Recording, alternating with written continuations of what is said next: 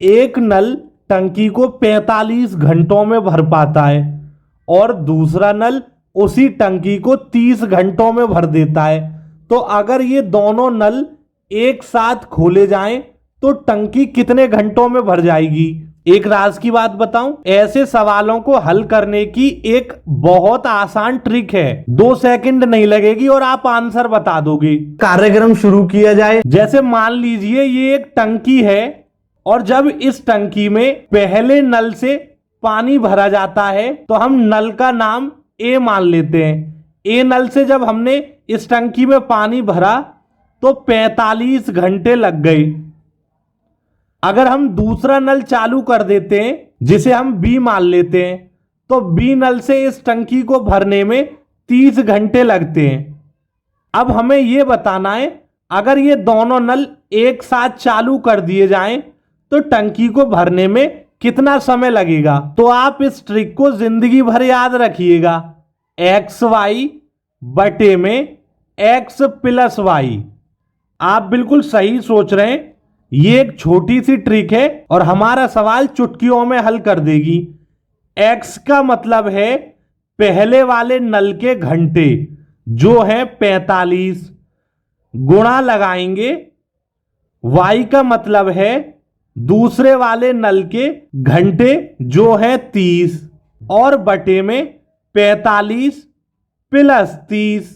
अब आप 45 का गुणा 30 में करना चाहो तो कर लो, वरना ऐसे ही लिख दो। नीचे 45 और 30 को जोड़ेंगे 75 आएगा। अब यहां पर 45 और 75 15 से कट जाएगा, 15 × 45 और 15 × 5 = 75। 5 से 30 को काटेंगे 6 बार में कट जाएगा।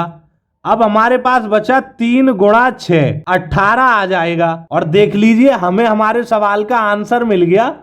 दोनों नल उस टंकी को 18 घंटों में भर देंगे। अब काफी बच्चे ना ये बोलेंगे हमारी समझ में तो ट्रिक आ गई और वीडियो को छोड़कर जाने लगेंगे। अभी कुछ देर और रुक जाओ क्योंकि कुछ ऐसे सवाल भी होते हैं जिनका आंसर थोड़ा अलग आता है तो आप कंफ्यूज हो सकते हो और गलत कर दोगे। दूसरा सवाल है, एक नल कुंड को, कुंड मतलब एक छोटा सा गड्ढा समझ लीजिए, जिसे 6 घंटों में भर देता है और दूसरा नल उसी कुंड को 8 घंटों में भरता है। तो दोनों नल अगर एक साथ खोल दें तो कुंड कितनी देर में भर जाएगा? जैसे मान लीजिए ये कुंड है, ये सवाल पिछले वाले सवाल की तरह ही है, इसमें अलग क्या है अभी आपको पता चलेगा। तो यहां पर हम यही ट्रिक लगाएंगे जो अभी सीखिए, एक्स वाई बटे में एक्स प्लस वाई। एक्स की जगह पर 6 लिखेंगे, वाई की जगह पर 8 लिखेंगे। 6 और 8 को जोड़ेंगे 14 आएगा। 2 से 14 को काटेंगे 7 बार में कट जाएगा। 2 से 6 को काटेंगे 3 बार में कट जाएगा। अब ये ऐसी संख्याएं जो आपस में कटेंगी नहीं, तो हम यहां पर 8 और 3 का गुणा करेंगे 24 आएगा और उसके बटे में 7 रहेगा। अब अगर हम आंसर चेक करें तो किसी भी ऑप्शन में मैच नहीं हो रहा है, आंसर अलग आ रहा है। तो ऐसा क्यों हुआ उसे समझिए। दरअसल इसके जो 4 ऑप्शन दिए ना ए बी सी डी, ये मिश्रित भिन्न में है और हमने जो आंसर निकाला है वो साधारण भिन्न है। तो इस साधारण भिन्न को हम मिश्रित भिन्न में बदलेंगे। तो 24 में 7 से भाग करेंगे, 7 × 21, 3 बार पहाड़ा पड़ेंगे और 21 को नीचे लिखेंगे। 24 में से 21 घटाएंगे, 3 बचेगा। ये जो साइड में 3 आया है ना, जो अब मैं गोला बनाकर दिखा रहा हूं इसके ऊपर, इसे लिखते हैं सही में। और ये जो आप देख रहे हो नीचे जो शेष वाला 3 बचा है, इसे लिखते हैं ऊपर और बटे की लाइन खींचते हैं।